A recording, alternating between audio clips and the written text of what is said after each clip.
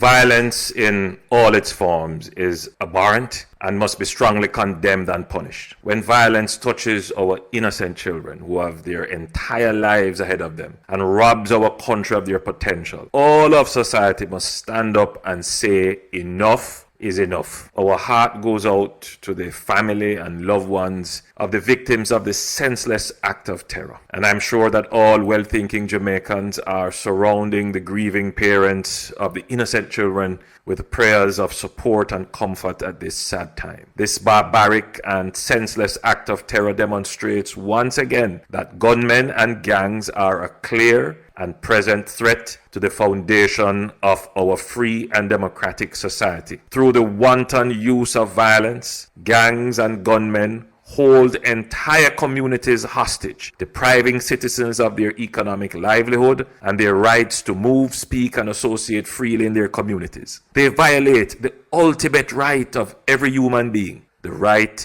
to life. These gunmen choose to execute their wanton violence indiscriminately in public spaces and on innocent civilians, including children. This indiscriminate and random violence not only creates local fear, but creates a national feeling of insecurity as the probability of being a victim rises for everyone. These gunmen and gang members are not mere criminals. They are like terrorists and should be treated as such. On the spot news media, we got the latest news. We don't care about the views, we just representing right. Put local news internationally every night. On the spot, wave that Jamaican flag from left to right. Let's get it right, y'all know the type. We ain't dealing with the hype, we make it take flight. Yeah, man, my viewers and subscribers, what go on. A blessed and wonderful Tuesday morning to each and every person out there tuning into On The Spot News Media. Now, my peeps, I don't know how we do it over on this side each and every morning. We have to give thanks and praise to the Most High Creator for the preservation of life, because life is indeed the greatest. So now the morning, my peeps, I have a few stories to share with you, the regular members of Chan Public and also members of the diaspora. So please like the video, share the video, watch the entire vlog so you can get a full understanding and a better appreciation of everything we are going in Jamaica. So we're going to kick it off this morning here over there in the parish of St. James, where the bloodletting continues. This time I'm here to speak on a triple knockings and clappings that took place over there in Megatop, Salt Spring.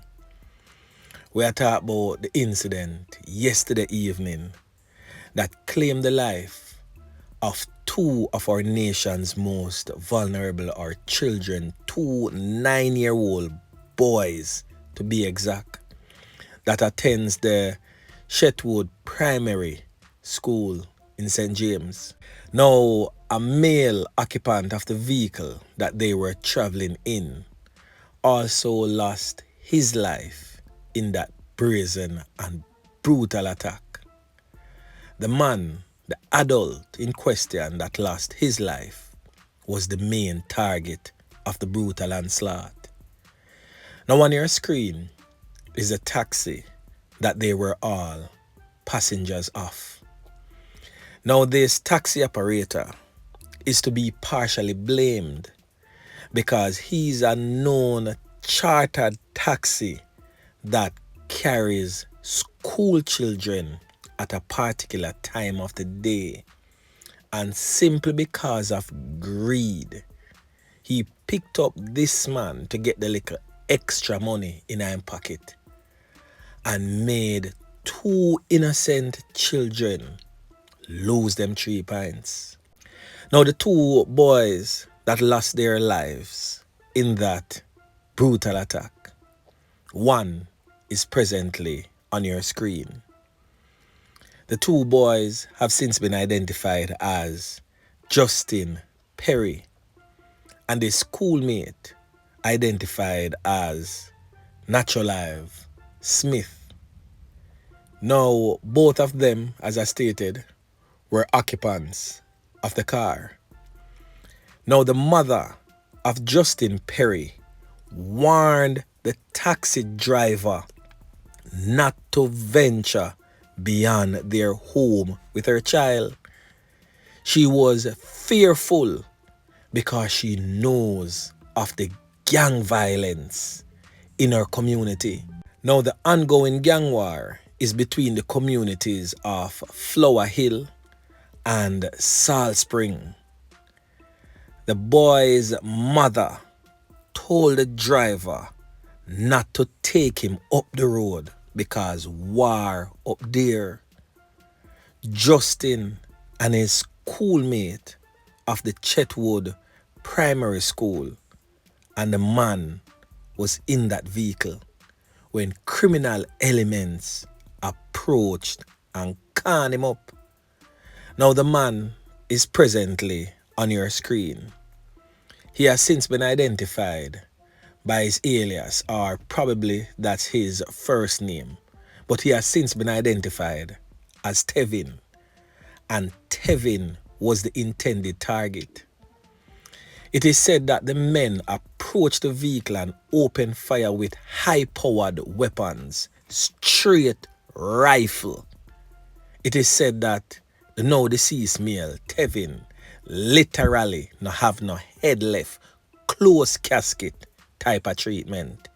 The man them mash him up wicked in the vehicle. One of the boys was sitting next to him and all of him head back, caving. The other boy got one can right through his neck, leaving all three lifeless. The adult male lost his life same place on the spot, could not be saved. However, both boys was rushed to the Cornwall Regional Hospital where they both succumbed to injuries whilst undergoing treatment. Now I just want to offer my most sincere condolences to the bereaved families of the two 9-year-old boys. And we just offer a moment of silence for them. So my peeps, this is the harsh reality of the Jamaica that we now live in. And yet still, some of you, the regular members of Chan Public, is supporting this darkness narrative. It's the same darkness that we are supporting, in the music and otherwise. Darky, it we are experience right now. It I take with it in them life. Death, doom and gloom hovers over our heads from Moran Point to Negril Point. And we are call on this for ourselves and I add fuel to fire. Because when we support these things, the criminal elements are listening on. And all we are do are pour more gasoline in the already blazing fire. Because them take it as something good. Yeah, man. Them see it as something that needs to be purported and shown that, oh, me dark and evil, because we're supporting everything that goes against God and how He designed it to be. We are going against our social norms and start normalizing everything that is bad and evil and non-productive. Everything that is of the afterlife, the darkness, the obia, the spiritual realm that some of us don't even understand. We have opened the gates of hell and has welcomed the death demon upon our land. And we are reaping exactly what we sow. But anyway, my peeps, make we move on. Now over there in the neighboring parish of Hanover, an American couple was charged after police reportedly found a firearm and ammunition in their home in K Valley District in Green Island, Hanover on Friday, November 3rd. So charged with illegal possession of firearm and ammunition are 47-year-old Jeffrey Forbes, said to be a farmer, and his 50-year-old wife, Patrice Reed Forbes, a nursing assistant, both American citizens of Handsome Oak Drive in South Carolina and Green Highland, Hanover. Now, reports from the police are that sometime about 12:30 p.m., police were acting on information, searching their home, and found the weapon and ammunition underneath a bed in a room. They were later taken into custody and charged on Sunday, November 5th, after a question and answer session. Their court dates are presently being finalized by the detectives. Now, over there in the Breadbasket parish of St. Elizabeth, a search and rescue operation has intensified for a 60-year-old British man who reportedly got lost after going for a nature walk on Sunday in the hilly Ballards Valley of St. Elizabeth. Now, head of the St. Elizabeth Police Division, Acting Superintendent Coleridge Minto, says over 250 residents are presently assisting. Now, the missing man is presently on your screen. He has since been identified as 60-year-old Robert Dyer. Now, he was unable to locate his way back to the house where he was based. So the search is being conducted jointly by the Jamaica Constabulary Force and the Jamaica Defence Force, and K9 units from both forces are also involved. The operations basically started on Sunday. So we just are going to wait to see the outcome of that. I hope he's found in good physical condition. Now, as it relates to an unidentified man that was slaughtered in the streets of Spanish Town yesterday, I spoke about it. Now, the man in question is no longer unidentified, as this is the man in question. Young youth, probably about 20, 21 to be the most. He has since been identified by his alias as Ike. Now, this young youth here just never heed to the warning and end up get the can in. As he was warned time and time again that the streets have code and the streets is very much unforgiving, and the road where him trod down has a slippery slope, and if him no know where him do, him wings are gonna get clip. And said so, said done. It is said that he was a good little youth growing up, always depend the hustle, always a do him like a thing, working a little shop, working a little car wash, and always a try to be productive. But all of a sudden, the youth just start take up badness feet and decide say him start link with a certain set of man now in a Spanish Town and a collect extortion money from taxi men. And that was the end result of the choices that he made. Get spread out like a sheet, no longer among the land of the living. Lone bullet, lone bind all over him body. So I just hope that him little friends, and not just him little friends, but males of this age group, on look on and understand. So once you take on a certain path, death and destruction are gonna be the end game. Yeah, man. The destruction could be 35 to life, or you get spread out like a sheet, like this young man, no longer among the land of the living. Him used to be okay. I do him like a hustling, I wash him like a car, I work in him like a wholesale. It probably was not enough, but it was enough to keep him alive. And as I've always stated, life are the greatest. Yeah, man. Not money. Life is the greatest. So whilst we all want to live a lavish life, the quick way, trust me, a destruction that I gonna bring. And the extortion and the badness, 35 to life, are 6 feet under. So choose youth and youths, and choose wisely. Yeah, man.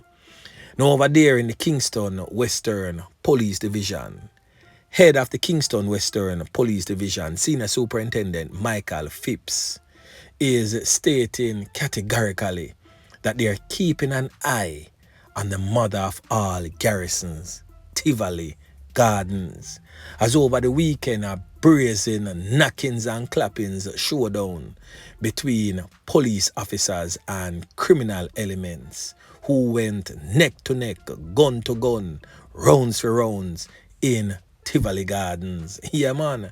So we're going to hear from the senior superintendent as he weighs in on that latest spate of crime and violence hitting his police division really hard. Listen. We have information that these gunmen are planning further attacks upon the security forces as well. I want to warn these criminal gunmen that the security forces will continue to pursue them and we will use all lawful means to ensure that those involved in criminal activities are brought to swift justice. In the same breath, I want to warn these criminal gunmen to do peaceful surrender whenever time we come to arrest them, because once we come under attack, we will be defending ourselves to the fullest. I want to implore all the decent law-abiding citizens in that area as well not to give any support to these criminal gunmen who for all intents and purposes are determined to disrupt the areas and increase crime levels and the general fear of crime, especially within the market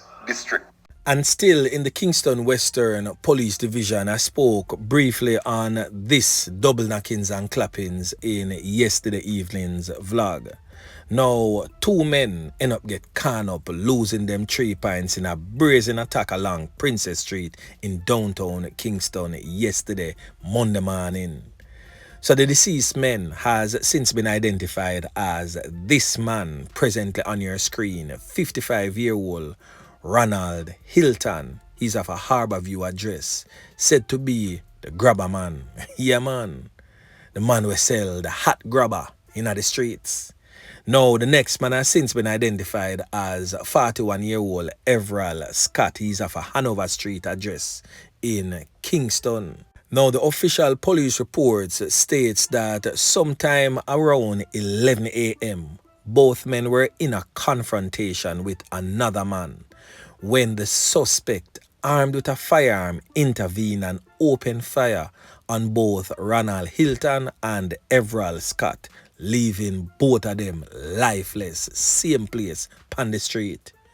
Video recordings circulating around social media shows persons trying to assist them to the Kingston Public Hospital. But of course, it was too late as the rounds that entered their bodies hit them at vital points, leaving their lifeless body laying there along Princess Street. Boy, me I tell you my peeps, the thing rough. So on the Spot News Media get to understand that the altercation was over something and a man end up box a man.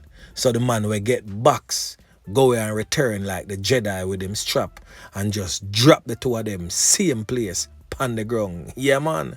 Them deal with the situation grimy. Now you don't know say once that go on in that vicinity there. Just look out for your round 2. So persons that living in and around that area, just go and look out on the corner you can don't know. The old dirty corner boy them. Always out there. Alerts. So my peeps, safe travel, pan the gravel. Don't become a casualty of war. Don't become another statistics. So just go and stay safe and look out on the eye. Yeah, man. So anyway, my peeps, remember to like, share, subscribe to the channel. Stay tuned to On The Spot News Media as I continue to bring you fresh news and updates in subsequent newscasts. On The Spot News Media. Yeah, man.